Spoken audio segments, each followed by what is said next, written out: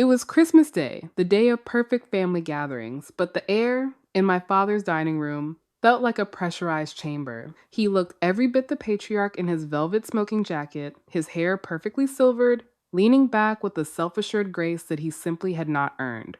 Then the hammer dropped. "Emily," my father said, his voice dropping into a tone of practiced, weary disappointment. He did not look at me. Instead, he looked at his wine. "You have to stop this. You have to stop being such a financial leech. It is Christmas, and frankly, we are all exhausted by your constant need for handouts." The silence that followed was deafening. My fork clattered against the fine china. I looked around the table, but my mother, Patricia, would not meet my eyes. My brother, Brandon, looked away, hiding a smirk behind his silk napkin, but it was my sister, Victoria, who truly twisted the knife. She leaned forward, her diamond earrings, the ones I had personally given her for her birthday, catching the light. "It is just so pathetic," she whispered, though the room was quiet enough for everyone to hear. "We have all worked so hard for what we have. Seeing you constantly scraping at Dad's heels. It is embarrassing for the sterling name." "Everyone agrees," my father added, his voice calm, level, and utterly sociopathic in its dishonesty. "We have decided. No more. Not a single cent. You need to learn the value of $1, even if you have to learn it in the gutter." Have you ever felt like the invisible one in your own family? Let me know your story down in the comments. The words financial leech did not sting as they were intended to. Instead, they acted like a cold, clinical splash of water that finally broke my fever. I did not defend myself. I did not cry or beg for a seat at a table that I had bought and paid for. I simply stood up, the legs of my heavy chair scraping against the hardwood floor like a final judgment. My family was not shocked by their own cruelty. They were just waiting for me to finally disappear. I walked out of the dining room and into the crisp, biting Sonoma night air. The vineyard stretched out around me, a landscape of dormant vines and expensive silence. For 5 years, I had played this role. I had lived in this house as a ghost, an assistant to a legacy I was secretly propping up with my own 2 hands. People might ask why I did not walk away years ago. They see a cage, and they wonder why the bird does not fly. But they do not understand the invisible chains of a survivor. For half a decade, I was caught in a prison without bars, a psychological trap of learned helplessness. My father had spent my entire life convincing me that I was a phase, not a future. He had built my reality on the idea that I was lucky to even be tolerated. I stayed because I was surviving, waiting for the silent moment when my own foundation was strong enough to support the weight of my departure. I had been the silent investor in their version of family, paying a monthly subscription for the privilege of being their scapegoat. My compassion had been a luxury they had overdrawn for far too long. I reached my car, a modest sedan I kept specifically to maintain the illusion of my struggle. I sat in the driver's seat, watching my breath fog the windshield. There was no sadness. There was only the cold, hard precision of a balance sheet. I pulled out my phone and dialed a private line that bypassed every standard security protocol at a bank in Zurich. The manager on the other end answered on the second ring. I did not waste a second on pleasantries. My voice was a whisper, devoid of emotion, clinical and lethal. Identity verification, Vanguard 90. I need to execute a total liquidity freeze on the founder's distribution account. Immediate effect, no grace period. The manager did not hesitate. He knew exactly what that account was. It was the secret reservoir that funneled $250,000 a month into the Sterling Ridge vineyard. It paid for the staff, the mortgage, the vintage wine, and the very air my family breathed. "Understood," he replied. "The freeze is active. All lines of credit are cut." I ended the call and sat in the silence. This was not revenge. It was accounting. I had given them 21 chances to treat me like a human being instead of a resource. And tonight was the 21st. I put the car in gear and drove away, watching the glowing lights of the estate disappear in my rearview mirror. Inside that house, the wine was still flowing. They did not realize the tap had just run dry. To understand why I did not flinch at dinner, you have to understand the decade of delusion my family was living in. My father, Gregory Sterling, was a man of immense prestige but zero substance. He had lost the last of the actual family fortune when I was 18 years old in a series of disastrous winery expansion gambles. He was too proud to admit he had failed, so he spent the next 10 years pretending he was still the king of the valley. I was the one who saw the red bank notices he hid in his study. I was the one who stayed up late at night in my college dorm room, not at parties, but learning how to trade, how to build, and how to scale. While Victoria was focused on being the most beautiful socialite in Sonoma, I was becoming a ghost in the world of high finance. By 24, I had made my first million. By 27, I was worth more than my father had ever dreamed of in his prime.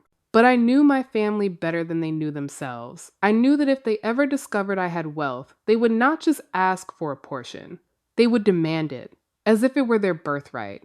They would claim it was family property and try to wrestle control away before I could even take a breath. So I created the lie they were so eager to believe. I told my father I had found a forgotten trust in my late grandfather's name, an old investment that had finally matured. I let him think he was the one managing it, even though he had no access to the actual principal. I gave them a life of luxury they had not earned. I had been funneling $250,000 every month into that account for 5 years. That was $15 million of my own blood and sweat. I paid for Victoria's endless designer wardrobe and her 3-day engagement galas. I paid for Brandon's failed tech startups, which were really just excuses for him to party in Europe. I paid for the very property taxes on the vineyard they use as a backdrop for their arrogance. And my reward? To be the designated family scapegoat. They needed someone to look down on, to feel better about their unearned status. I was the financial leech because I wore off-brand clothes and did not brag about my day. I was the beggar because I allowed them to believe I was the one taking, so they would not realize I was the one giving. Gregory wanted to look like the benevolent, suffering father in front of Victoria's new wealthy connections. He wanted to use me as a prop to stroke his own ego. Anger was not loud this time. It was clinical. I rubbed my eyes as I drove, trying to summon even a flicker of regret, but there was only clarity. I had been the silent foundation of their world for 5 years. I had watched them treat my kindness like a weakness, and my silence like a sign of inferiority. I had been the silent investor in their version of family, but they had defaulted on the contract. $15 million to buy a family I thought I loved, only to realize I had actually been paying for a front row seat to my own execution. Now, the audit had finally begun. I was not just walking away from a dinner table. I was reclaiming the empire I had built while they were busy playing pretend. The next morning, Boxing Day, the liquidity freeze hit like a silent earthquake. I spent the morning in my city penthouse, the one they did not even know existed, sipping black coffee and watching the notifications roll across my tablet. The first secondary household cards were declined at 10 in the morning. Victoria was at a couture bridal boutique, attempting to put down a deposit for her $1,500,000 destination wedding. Within minutes, my phone began to vibrate. It was a jagged, frantic rhythm that did not stop for 3 hours. The family group chat became a war zone of gaslighting and demands. Victoria was the first to strike, her messages a frantic blur of entitlement and false concern. "Emily, are you doing something to the accounts?" My card just got declined in front of everyone. It is a glitch, right? Stop this childish game immediately. It is beyond embarrassing. Then came Brandon, shrieking about his lifestyle being interrupted, and finally, my mother, Patricia, pleading with me to not make a scene on a holiday weekend. They were not shocked by the cruelty they had shown me at dinner. They were only shocked that I had finally stopped playing along. I watched their messages with a detached, clinical gaze. I saw exactly how they were caught in the trap of normalized cruelty. For years, my father and Victoria had practiced a specific kind of psychological alchemy, turning their systematic abuse into what they called tough love. They had spent so long dehumanizing me to feed their own arrogance that they genuinely could not perceive their behavior as a choice. In their minds, I was not a daughter or a sister with my own needs. I was a utility. I was a malfunctioning resource that had suddenly stopped fulfilling its purpose. They were not angry at what they had done to me. They were furious that their servant had dared to turn off the lights. Then the lion himself called. I picked up on the 10th ring. Gregory did not say hello. He bellowed. His voice was raw with the panic of a man who feels the floor slipping away. Emily, there has been a mistake at the bank. The trust account is frozen. All of it. The mortgage payment for the vineyard bounced this morning, and the staff's payroll is blocked. I need you to call your little contacts in Zurich and fix this right now. Why would I do that, Dad? I asked, reclining in my leather chair, looking out over the city skyline. You told me to stop being a financial leech. You told me I needed to learn the value of a dollar. I have simply taken your advice to heart. I am no longer involved with your finances. Don't be a child, he screamed, the arrogance finally cracking. This is family money. This is our legacy. No, Gregory, I said, my voice dropping an octave, calm and factual. It was my money. There was no grandfather's trust. I built that account. I funded every vacation, every bottle of wine, and every lie you told yourself for 5 years. And since I am so pathetic, I have decided to stop being your ATM. There was a long, jagged silence on the other end. I could hear his heavy, ragged breathing. I did not wait for his next lie. I hung up and signaled my legal team to execute the final phase of the siege. By noon, the deed to the Sterling Ridge property had been moved from the family holding company directly into my personal portfolio. For years, Gregory had sat on that estate like a king on a throne, never realizing that the ground beneath him had been sold months ago. He was not a landlord anymore. He was an unauthorized tenant who had just missed his first and last payment. The audit was supposed to be a simple confirmation of what I already knew, that I had been the one keeping the lights on. But as my legal team dug deeper into the legacy holdings, they found a cancer that even I had not seen. I was sitting in my study, the glow of 3 monitors reflected in my glasses, when a notification pinged from my lead attorney. He did not send a text. He sent a file titled Forgery Evidence. I opened it, and the cold clarity I had felt at dinner turned into a lethal frost. Years ago, after my grandmother passed away, she had left a private trust specifically in my name. It was separate from the vineyard, separate from the family name. It was meant to be my safety net, $500,000 of her hard-earned life. My father had told me the trust had dissolved in the same real estate crash that took his fortune. I had been 18 at the time. I was grieving, and I trusted the man who was supposed to protect me. But the records on my screen told a different story. The trust had not dissolved. It had been systematically drained over the past 36 months. $1,200,000, including the interest that should have been mine, had been funneled through a series of shell accounts. I traced the final destination of the funds with the clinical precision of a surgeon. They did not go to winery repairs or property taxes. They did not go toward the legacy Gregory bragged about at every gala. They went directly to Victoria's private events coordinator and a boutique jeweler in New York. I looked at the signature on the withdrawal slips. It was mine. My name, written in a cursive that was slightly too precise, slightly too stiff. It was a digital forgery. My father had used his access to my identity documents to loot my future. He had spent years stealing from a grieving teenager to fund a socialite's expensive delusion. He had not just used me as a resource, he had committed a felony to ensure Victoria remained the golden child while I remained the beggar. This was the kill shot. Any lingering shred of guilt I had about the severity of my response evaporated instantly. This was not just a matter of ungratefulness or bad family dynamics anymore. This was a criminal siege. Gregory had not just overdrawn my compassion. He had committed grand larceny against his own daughter. In the world of business, we call this a total breach of contract. In the world of family, it is the ultimate betrayal. I did not call him to scream. I did not send a threatening text for them to use as evidence of my dramatics. I simply forwarded the entire folder to the district attorney's office with a formal complaint. I had been the silent investor in their version of family, paying a high price for the privilege of being their scapegoat. But the audit was finally complete. The signatures did not match, and neither did the lies. My father thought he was the architect of this empire, but he was actually just a common thief who had stolen the bricks from his daughter's future. Now, the harvest was coming, and it was going to be more bitter than any wine he had ever produced. 2 weeks after I triggered the freeze, I returned to the Sterling Ridge estate. I was not arriving as a daughter or a guest.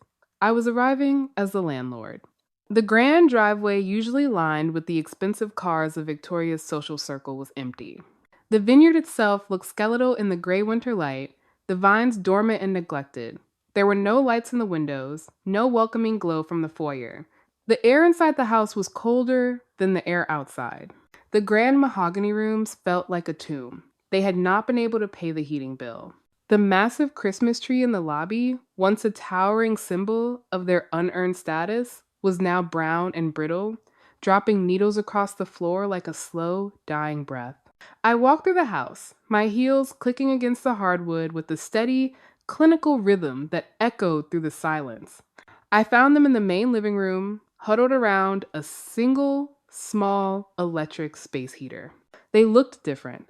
The arrogance was gone, replaced by a raw, desperate fear that made them look small. Victoria stood up when I walked in.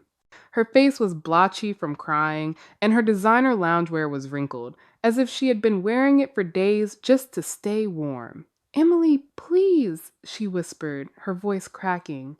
"We did not know. Dad said the trust was his. We are sorry.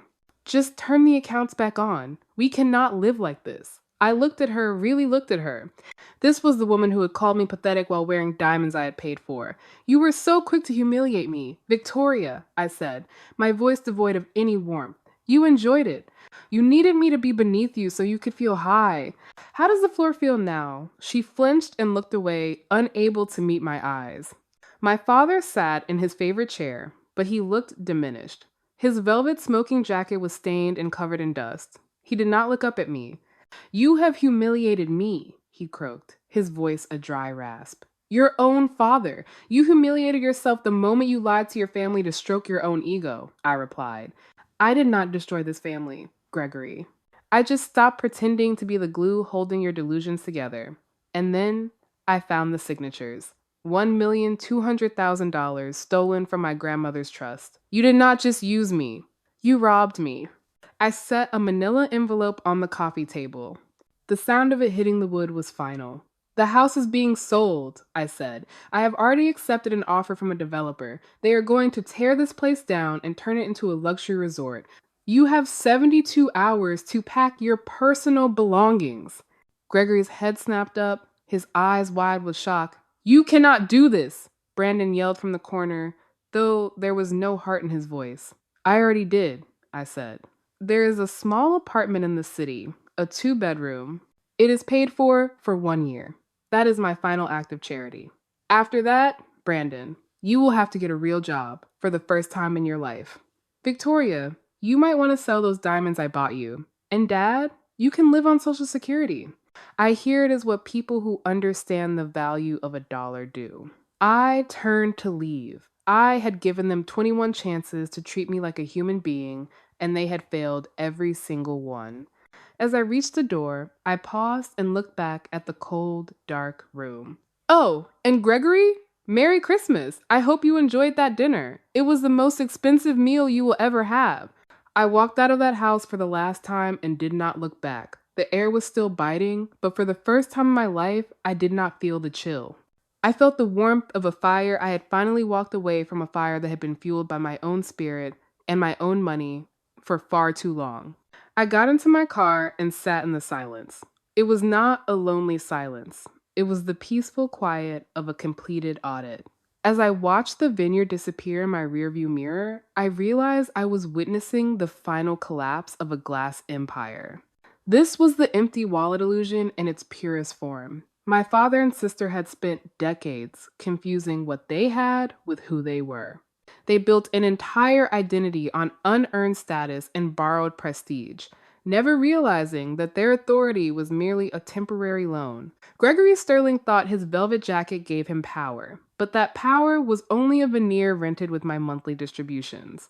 When the liquid assets vanished, the people inside the designer labels were hollow. They did not have a legacy. They had a stack of receipts for a life they were never truly qualified to lead.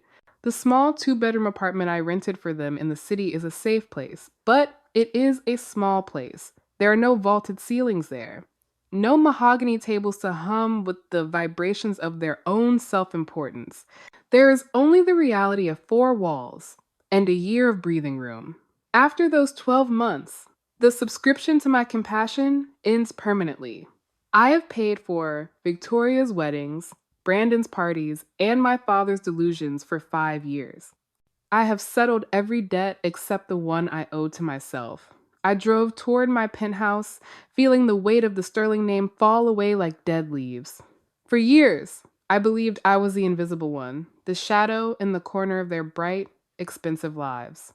But I was wrong. I was the floor they stood on. I was the roof that kept them dry.